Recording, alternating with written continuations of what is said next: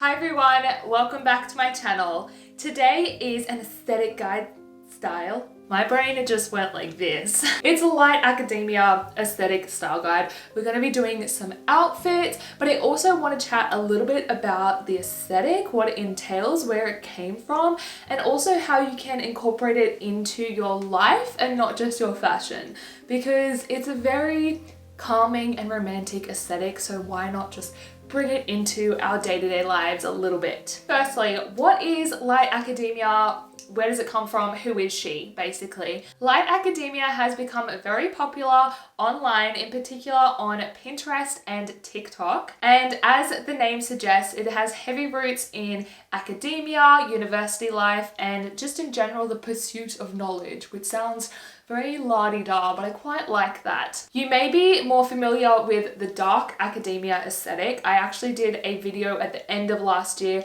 on how to dress in the dark academia aesthetic, which has those academic roots, also the pursuit of knowledge, but it's very dark and moody and brooding. It's quite exciting.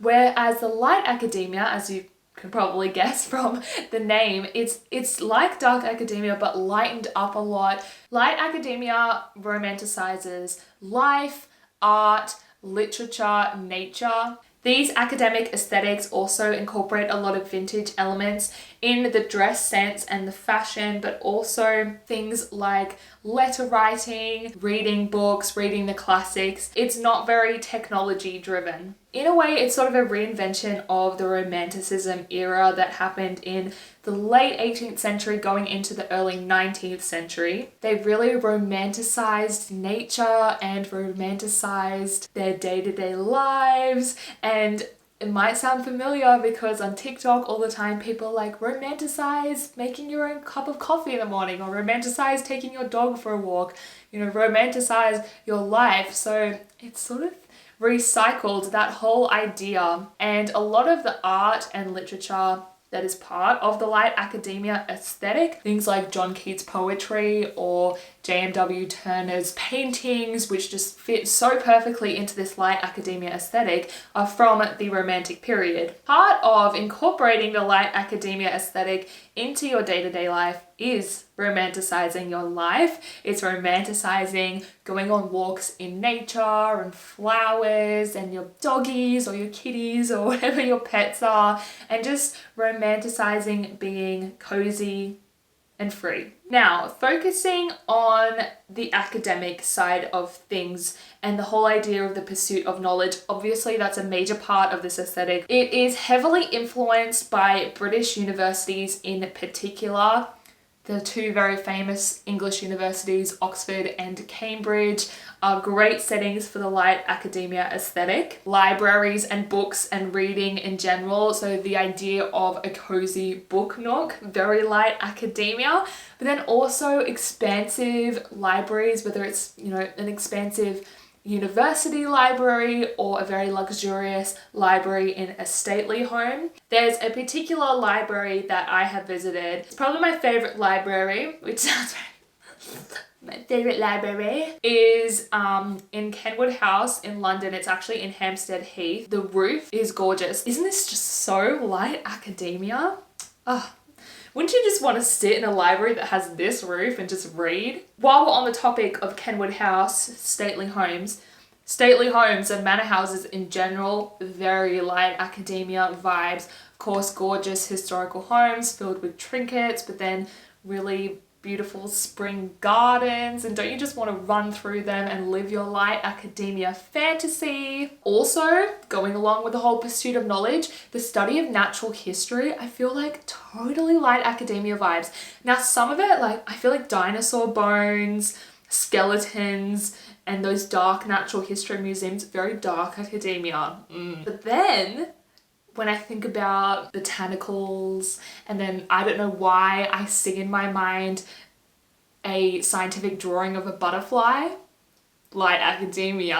Alrighty, moving on, let's get into some light academia fashion and style and how to dress in the light academia style. As I mentioned, I did make a video of how to dress in the dark academia aesthetic. You might want to go watch that because a lot of the light academia style takes the elements of dark academia and lightens them up color-wise, but then also, as we've been talking about, it romanticizes and makes things lighter in like a literal, like the actual fabric is lighter, so things like linens and cottons rather than those dark heavy fabrics from dark academia. So quickly, colors.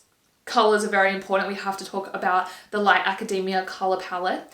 Lots of shades of beige. I do love a good beige. Beiges, creams, a lot of the lighter browns. You can even do sort of a tan, more of a warmer brown. Personally, I like cool tones, but you could totally do a tan. Camel as well. Light grays, creams and whites look great for light academia. Now you can introduce some darker colors into your outfits. It doesn't all have to be light colors, especially if you do like the dark academia and the light academia. But what I would do is I would take one darker piece and lighten it up with the rest of your pieces. I have these really nice, they're actually houndstooth pants, but they look like brown check from further away. It's neither here nor there, but they are from Zara. They're really nice. They've got a really slight flare to them. And this is a piece that could go either way, but I've styled it with a light beige knit, some gold jewelry, and I've actually put on some white sneakers to sort of give the look a bit more of a casual vibe. As I mentioned earlier, a big part of this aesthetic is the academia side of things.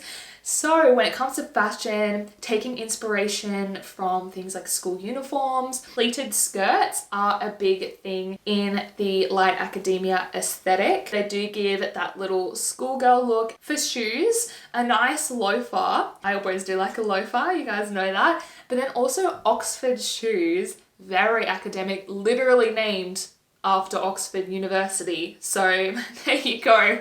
I don't think you can get more light academia than that. Sweater vests, cardigans, and knits in those light, like the beige and the camel colors. And also accessorizing. Accessorizing with headbands always gives a nice preppy, also little schoolgirl look to outfits. I have this gorgeous one with the pearl embellishments. I'm obsessed. I love her. Also hair bows. My hair is not really long enough to put it up in a ponytail with a big bow, but if you could get your hair up into this beautiful romantic wispy ponytail and then have a gorgeous bow. You also might want to incorporate those vintage elements into the look. So anything that's a bit Regency, Edwardian, even a 1940s silhouette would look really great in the light academia style. I have this dress and the neckline to me is very Edwardian. The jewelry, a lot of gold jewelry crops up in light academia, yellow gold, and then also pearls. Pearls always look really classic, very vintage. So I have pearls on my headband, also pearl necklaces, little pearl studs. Cute. Lastly, before I go, I do want to give you some recommendations of some film and TV that you might want to watch. It's very light academia. Okay, first of all, Pride and Prejudice, especially the 2005 version. Very aesthetic, the color palette, very light academia. Pretty much anything Jane Austen is very light academia. Another adaptation that I think is very light academia is the Emma that came out last year, I think, the 2020 film version. Aesthetically, gorgeous. John Keats' poetry. There's a film called Bright Star, very aesthetic as well, but very slow and not in a good way. But if you don't care about that and you just aesthetic vibes, watch Bright Star. The movie About Time, a Richard Curtis movie. I don't want to give anything away if you haven't seen it. It's a romantic comedy with Rachel McAdams and Donald Gleason. Good movie. And then this is kind of random, but it totally fits into the light academia aesthetic. And it's a BBC show called Fake or Fortune. And basically they look at artworks and determine if they are the real deal, if they're worth a fortune, or if it's a fake that somebody throughout history at some point has tried to pass off as the real deal. And it's really cool because they go into the whole provenance of the piece, so you get all the history side of it. Then you actually look at how it was painted and whether this person could have possibly painted it. And then They actually do little scientific tests, take like a tiny chip out of the painting and test it and see if the person at the time even had access to those materials. It's so cool. It's like history and art and also like Sherlock Holmes mystery. Did they paint it? Did they not? Obsessed with that show. And there is my guide to the light academia aesthetic. If you did enjoy today's video, please do give it a like.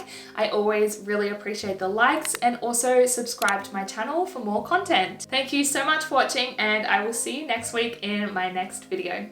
Bye bye.